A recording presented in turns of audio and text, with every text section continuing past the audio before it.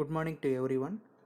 CS 8601 Mobile Computing, Department of Computer Science and Engineering, 3rd year, 6th semester, Unit 1, Introduction.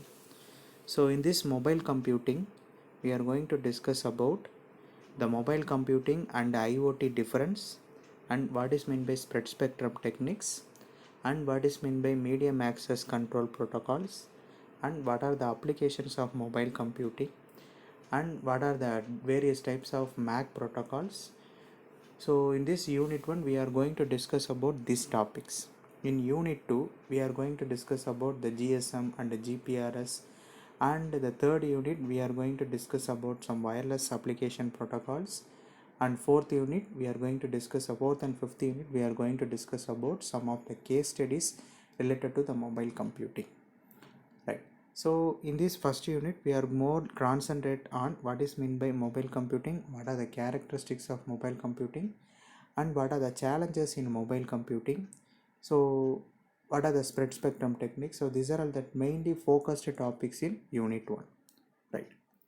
So in first slide, what is the difference between mobile computing and IoT? So generally the Internet of Things, it's called, it's having some objects, it's having some sensor, it will identify the information in that environment, and it will processing, and it will store the server by means of some cloud or something storage, and it will process to the service end. So that is called Internet of Things. So Internet of Things mean network of physical objects or things embedded with the electronics, software, sensors, and a network connectivity which enables this object to collect and exchange of data. So generally an IoT means it's a collection of information by the sensors, and it will process, and it will store to the cloud storage, and it will process to the other end. So that is called the Internet of Things. But by means of mobile computing, there will be interaction between human and a computer. So generally a data processing by means of some data processing or something called the collection of transmission of data, voice and video, or any other via computer or any other wireless enabled things. That means a mobility of things, which is not a physical fixed link, that will be a wireless enabled link in the mobility. So the data processing by means of wireless enabled devices, it's called mobile computing. Right. So that is the difference between mobile computing and the Internet of Things. Right. So in the second slide we are going to discuss about the mobile computing. So generally what is meant by mobile computing? So mobile computing is enable the people to access the services like any place, anywhere, at any time. So generally we are using that mobile phone, we can use anytime, at anywhere, at any place. Depends upon the area, we can connect the towers signals from the base station.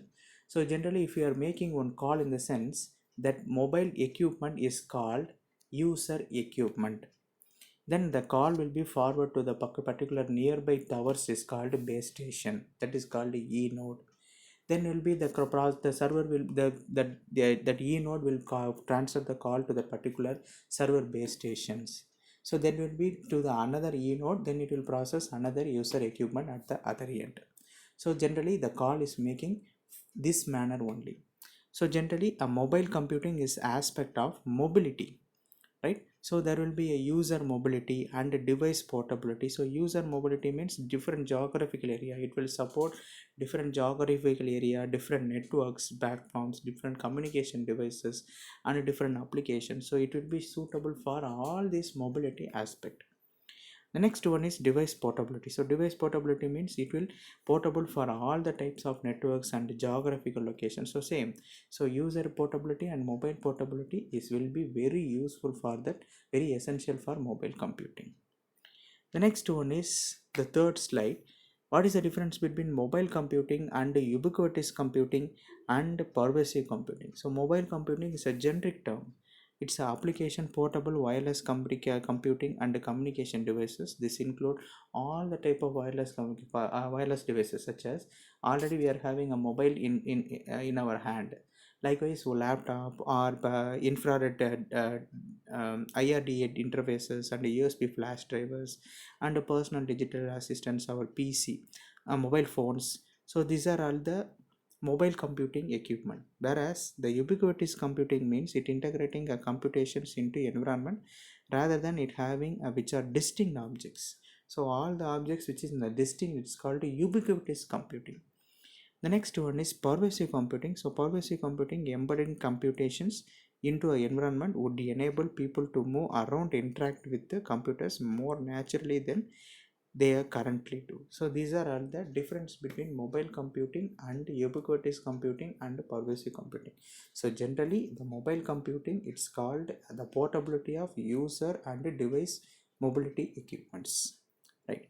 Then what are the challenges of mobile computing? So mobile computing challenges means disconnections. Generally a wireless means there will be a lot of challenges when we are connecting one end to another end. So in these challenges, disconnections, low bandwidth, high bandwidth, hyper low powers, security risk, wide variety of terminals, device attributes, fit our functionality into single or smaller devices. So generally a wireless devices means a power will be a major factor. The connection disconnect will be a major factor. The signal strength will be a major factor. The area will be a major factor. So these are the challenges about this mobile computing. The next one is there will be a lot and lots of technology is coming. It's called mobile artificial intelligence, machine learning, deep learning, data sciences, blockchain analysis. So these are the major upcoming trends which we are going to use in mobile computing applications, right?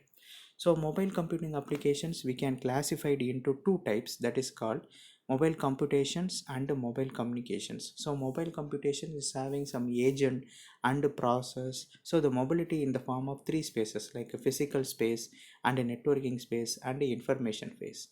There will be a mobile communication in the form of network services, user devices. So generally I have discussed a previous slide. Now if we are making one call, in the sense our mobile is called user equipment. So then the call will be forward to the particular base station, nearby base stations. So nearby base station means it's called a E node. The tower is called a E node. So this call will forward to the particular servers.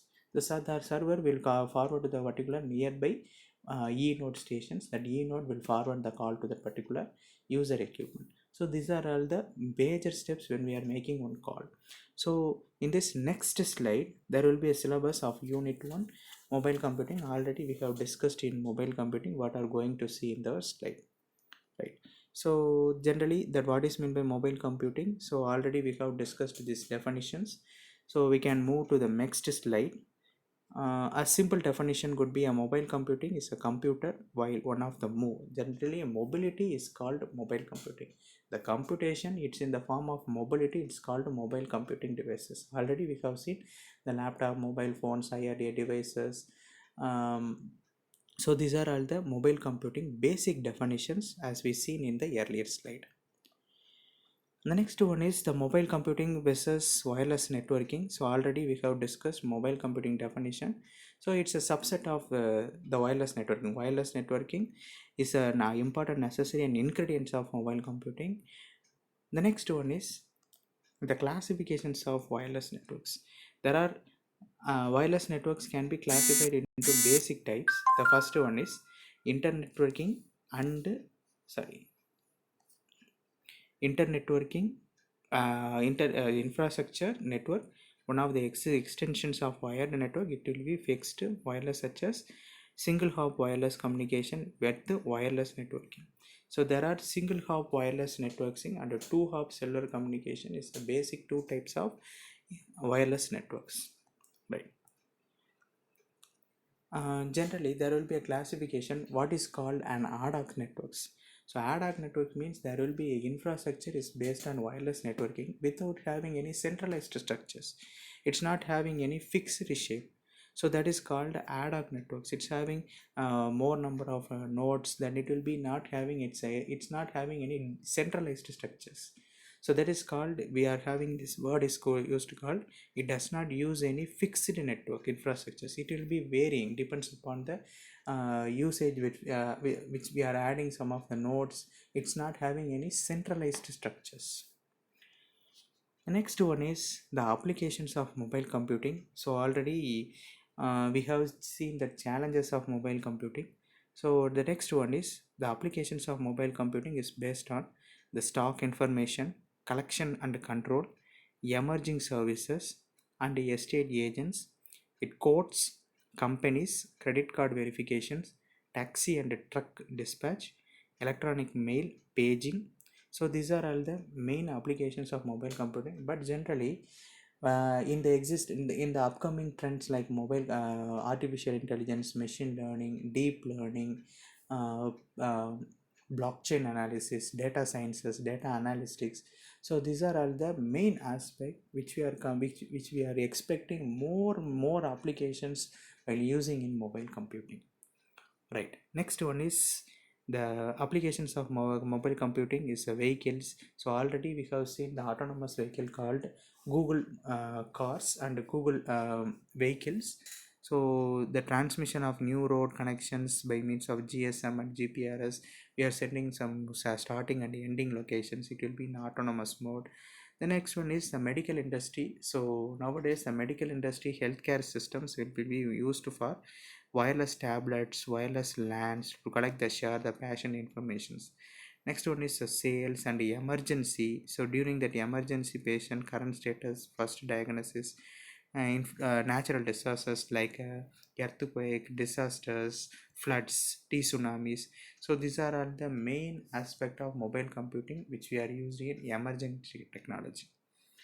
The next one is the characteristics of mobile computing. So ubiquity, location awareness, adaption, broadcast, personalization. So these are under 5 characteristics of mobile computing. So user to perform characteristics anywhere and anytime. Locations means we can adapt to the any locations, bandwidth fluctuations, broadcast, signal strength, power. So these are the characteristics of mobile computing. The next one is the structure of mobile computing applications. So usually structured in terms of functionality. So in this slide, the first slide, data tier 3, application tier 2, presentation tier 1. So generally mobile computing will be based on 3 tiers. The first one is presentation, it will be used for the services. The second one is applications, it will be used for the computations. The third one is data, it will be processing what we are giving the data. So consider this scenario, it's called one sales applications. So for the sales calculations or um, sales calculations, in the data tier we are giving the data, so it will be processed, it will be storage. In the application tier it will be a computation, some of the sales computation based on sales. The next one is presentation tier, it will be given some output. So ultimately the presentation tier will give some output to the user. So for that application layer and the data tier we are giving the input and we are giving the processing, right? So same the presentation layer and application layer and data link layer, the functionality is given here.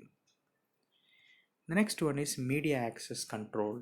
So a channel access scheme is based on the multiple access protocol control mechanism called media access control. So generally, so there will be a more number of users will access the same medium. So automatically the collisions will occur. So to avoid this kind of collisions, we are introducing that technique called media access control. So this media access control will be responsibility for objective and responsibility. What are the responsibility? It will share each node, each channels. Objective means it will minimization of latency of transmission. If we are accessing more number of channels or more number of users, it will be accessed in the same channel. It will create some traffic or congestions or loss of data. So that will avoid, in the sense we are introducing the technique called media access control. The next one is hidden and exposed terminal problems. So consider this is a B, C. There is a 3 nodes. So A is hidden from C. C is hidden from A. If A is want to communicate with B, it will send a signal.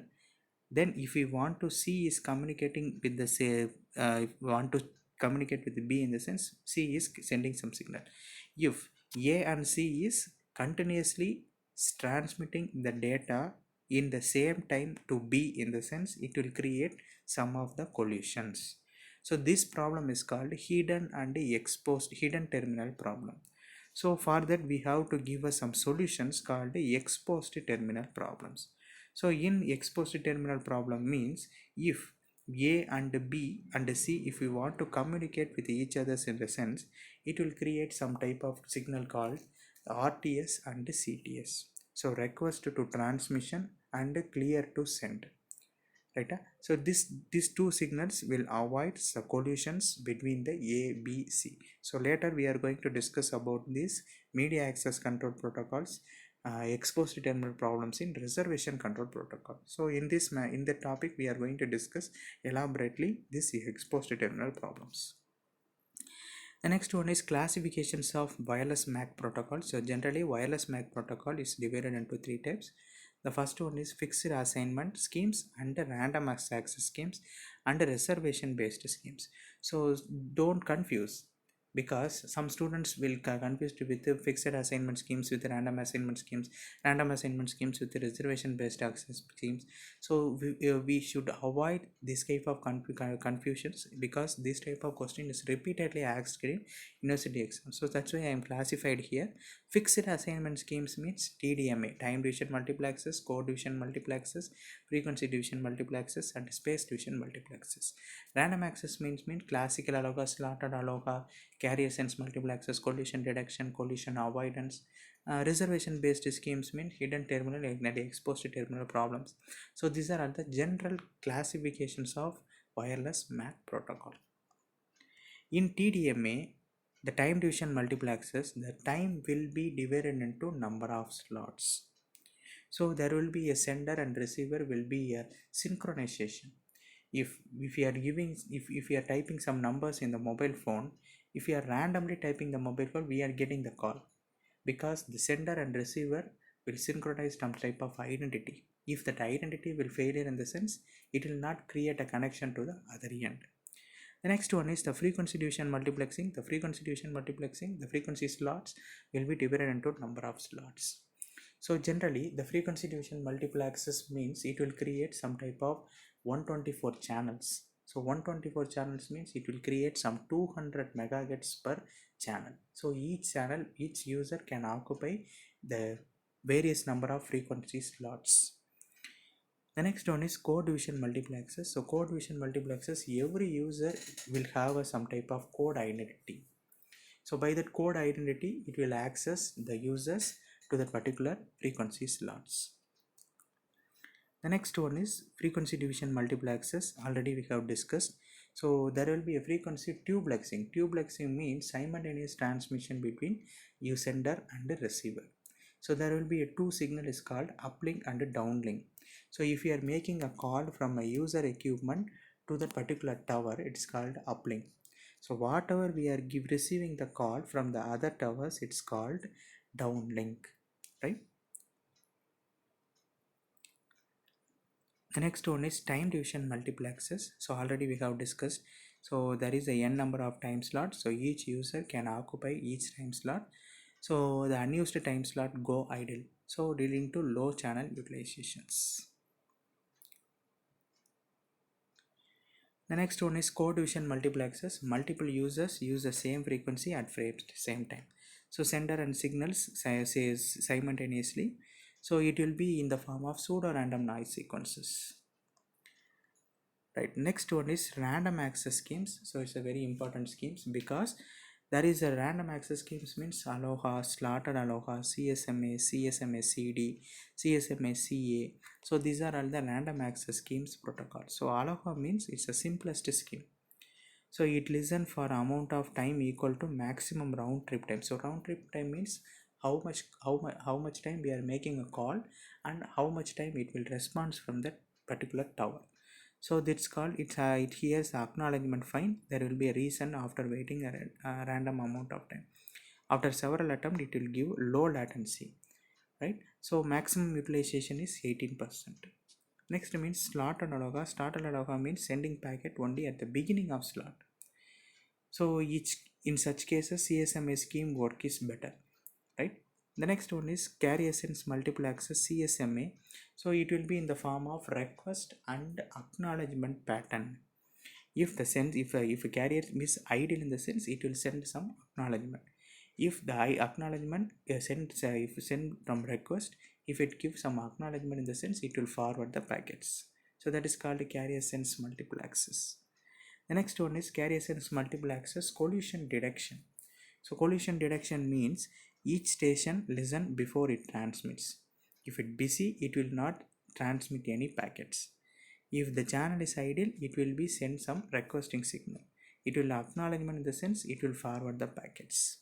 Right.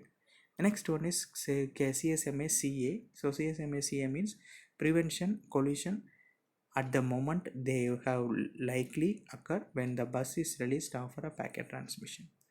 So during the time of node the transmitting on the channel, several nodes might be waiting for the transmission to waiting free. So moment of transmitting node completes the transmission would starts the transmit at the same time. If a medium is sensed to be busy for the random of time, it will be so.